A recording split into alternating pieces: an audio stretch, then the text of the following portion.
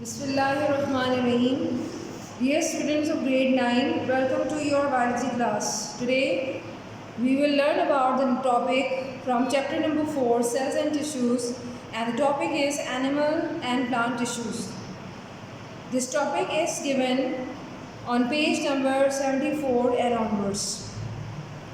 Now, first a brief introduction about the animal and plant tissues. As we all familiar with the levels of structural organization, जैसा कि हम सब levels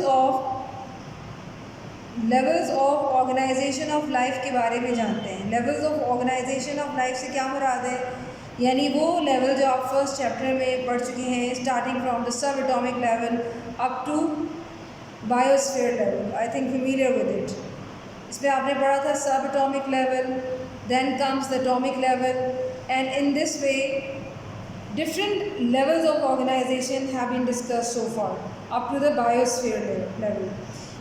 इस पूरे levels के अंदर या इन पूरे levels में जिन levels पे आज हम concentrate करने जा रहे हैं वो हैं cell level and the tissue level.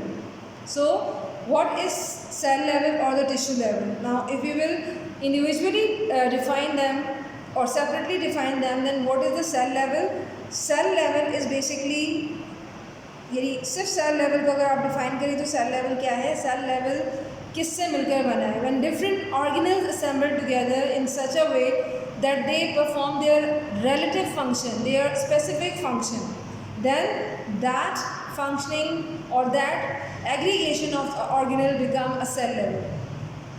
But when similar cells organize in such a manner that those cells make not only combine to perform their similar function but also make a group of cell, similar group of cell, then that level will be called the tissue level. उस level को हम कहेंगे tissue level. सो cell level से tissue level बनता है और cell level का मतलब ये है कि यहाँ पर सिर्फ सिमिलर सेल्स ही एक ख़ास तरतीब में, एक ख़ास ऑर्डर में specialise for the performance of a common function अपना एक मखसूस काम, एक ही काम अंजाम देते हुए ही टिश्यू लेवल बना सकते हैं. Otherwise the tissue level can not be form, कि टिश्यू लेवल जो है वो यहाँ पर नहीं बनेगा. So in this topic we will learn about the major types of not only the animal tissues but also the plant tissues. And not with these main topic, but also we will study them related to their specific characteristics, feature, like you can say the cell specificities, what is the speciality, what is the special thing about their cells, as well as where the cells are located, so location, and last but not least is the function that are specific for those cells. In this video lesson, I am going to categorize animal and plant tissues separately in the form of a flow sheet. So first, animal tissues. So in the bodies of animals, there are 4 major categories of tissues. And what are these different types of tissues present in the bodies of animals? These are, starting from first one, epithelial tissues. Epithelial tissues. Then next comes number 2, connective tissues. Connective tissues.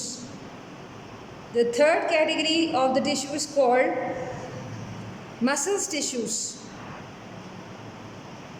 Muscle tissues. And the fourth type of tissues present in the bodies of animal is called or are called nervous tissues. Nervous tissues.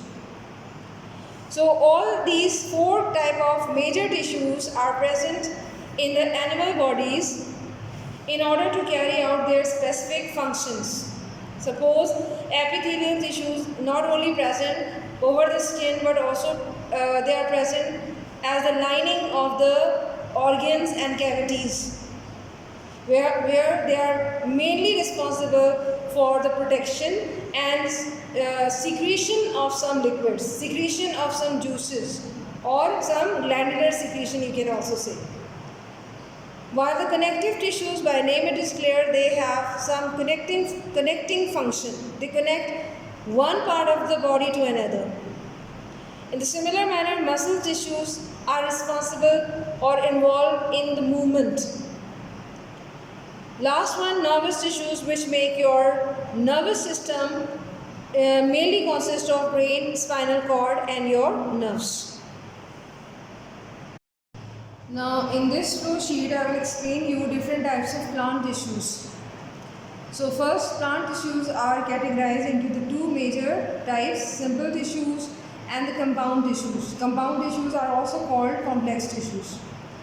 Then simple tissues are further divided into two types of tissues, meristematic tissues and permanent tissues. If we will further divide the meristematic tissues, then meristematic tissues have two further types. First one is apical meristem, while the second type is called lateral meristem. There is a third type also exists, and that type is called an intercalary meristem. Second type of simple tissues are called permanent tissues, which are divided into further three types: epidermal tissues, ground tissues and support or supporting tissues. Supporting tissues are further divided into two subtypes, collenchyma tissues and sclerenchyma tissues. Collenchyma and sclerenchyma. Now the second type or major category of the plant tissue is called or are called compound tissues or complex tissues, which are further divided into the two main types, xylem tissues and the phloem tissues, which you know very well. That xylem tissues are responsible for the transportation of water and minerals, while phloem tissues are responsible for carrying the food from the leaves to different or various parts of the plant.